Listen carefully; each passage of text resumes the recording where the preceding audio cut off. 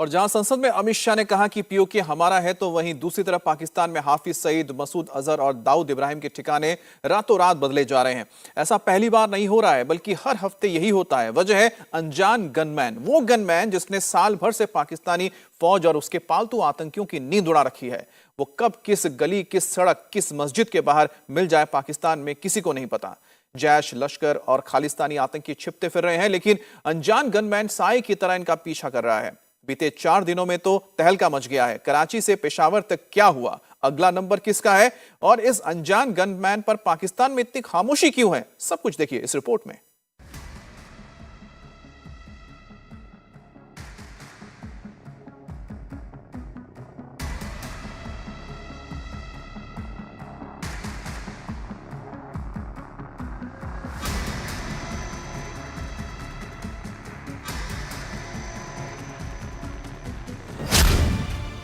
सिर्फ 3 दिन में भारत के 4 मोस्ट वांटेड दुनिया से फना हो गए। 4 के चारों पाकिस्तान में थे। खबर है कोयटा से, जहां पर नामालूम अफराद की जानिब से फायरिंग की गई है। अननोन गनमैन जो हैं वो कैसे पाकिस्तान के अंदर बिल्कुल राइट बंदे पे पहुंचते हैं।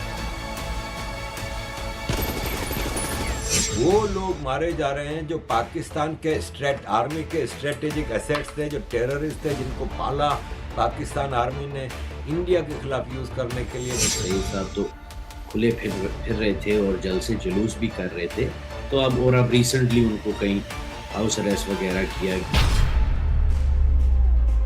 हमें ऑर्डर दिया गया है कि सुबह सैर के लिए या नमाज पढ़ने के लिए बाहर न निकलें, नमाज घर पर ही पढ़ें, वरना अनजान गनमैन टारगेट कर सकता है। जी हां, लश्कर के एक आतंकी का यह कबूलनामा सीधे पाकिस्तान से आया है। सुबह की सैर पर नहीं जा सकते, नमाज पढ़ने मस्जिद नहीं जा सकते, घर से बाहर नहीं निकल सकते, क्योंकि कोई अनजान गनमैन घात लगाकर बैठा होगा।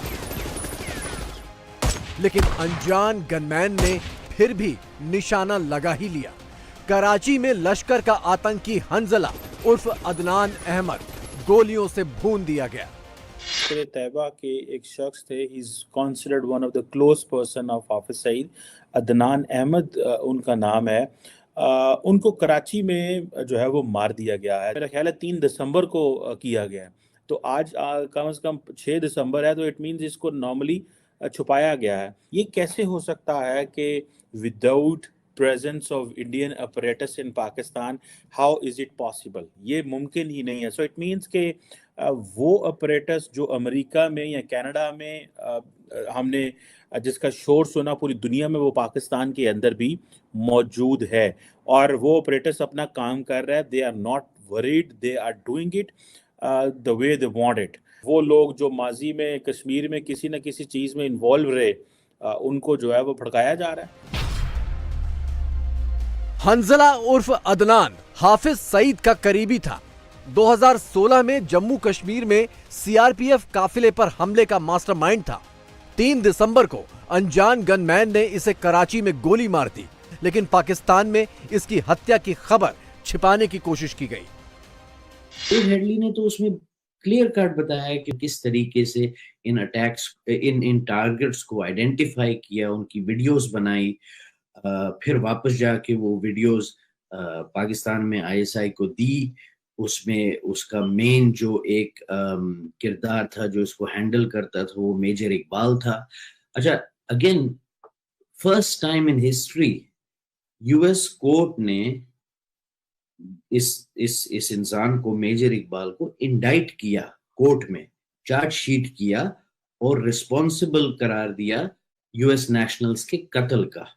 अब मेजर इकबाल आप ही मुझे बता दें या कोई और पाकिस्तान में बता दे कि कहाँ गया वो, मतलब उसको किसी ने अरेस्ट किया, उसके खिलाफ कोई केस हुआ? आई डोंट नो, मुझे नहीं पता। तो मोस्ट प्रोबेबली मेजर इकबाल इस वक्त तो मतलब मेजर से कहीं ब्रिगेडियर या कर्नल या कहीं और ज्यादा हाई पोस्ट पे हो। हिंदुस्तान में ये एक बहुत डीप स्कार है वही का, और ज्यादा डीप इसलिए है कि इस पे कोई अमल दरामद नहीं हुई है।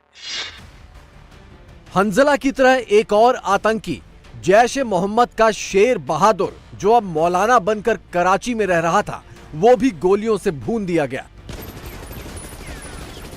इसकी हत्या में भी नाम आया अनजान गनमैन का। लेकिन पाकिस्तान में अनजान गनमैन के कारनामों में सबसे बड़ा नाम जो सामने आया है वो है साजिद मीर का।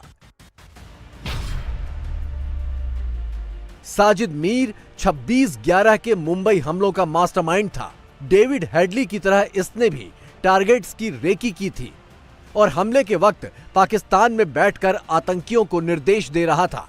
खबर है कि इसे डेरा गाजी खान की जेल में जहर दे दिया गया।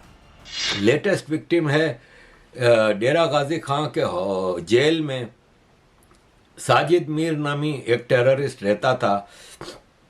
इसको अभी कुछ अरसे पहले लाहौर जेल से डेरा गाजी खान की जेल में शिफ्ट किया गया था।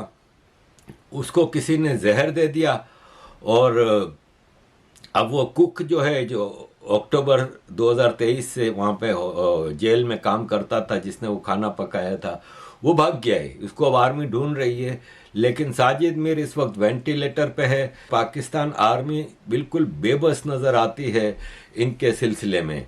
इसी तरह एक और खालिस्तानी टेररिस्ट भी इस वक्त गायब है और उसके बारे में अभी तक कोई आवाज़ नहीं उठा रहा, कोई बता नहीं रहा। पाकिस्तान में अननोन लोग, नामालूम अफराद छा गए हैं। वो लोग मारे जा रहे हैं जो पाकिस्तान के आर्मी के स्ट्रेटेजिक एसेट्स थे, जो टेररिस्ट थे, जिनको पाला पाकिस्तान आर्मी ने इंडिया के खिलाफ यूज़ करने के लिए, चाहे वो खालिस्तानी हों कि जम्मू एंड कश्मीर में टेररिज्म करने के लिए जो भेजे जाते थे, या भारत के दूसरे हिस्सों में। उन लोगों की कमबख्ती आई है। साजिद मीर वो आतंकी था जिसकी पहचान छिपाने की पाकिस्तान ने भरपूर कोशिश की थी। भारतीय एजेंसियों ने इसका ऑडियो इंटरसेप्ट पूरी दुनिया को सुनाकर पाकिस्तान को बेनकाब कर दिया था। इसी दबाव में साजिद मीर को आखिरकार जेल में डाला गया था। Now I will like to apprise you with the intrigue surrounding Sajid Mir, one of the key perpetrators of Mumbai terror attacks. In this voice clip which you are going to hear, he can be heard directing the assailants at Sabad House. तो जो जहाँ पे आपको movement नजर आती है, बंदा के छत पे चल रहा है, कोई आ रहा है जा रहा है, उसको फायर ठोको। उसे नहीं पता यहाँ पे क्या हो रहा है। इंशाल्लाह। He was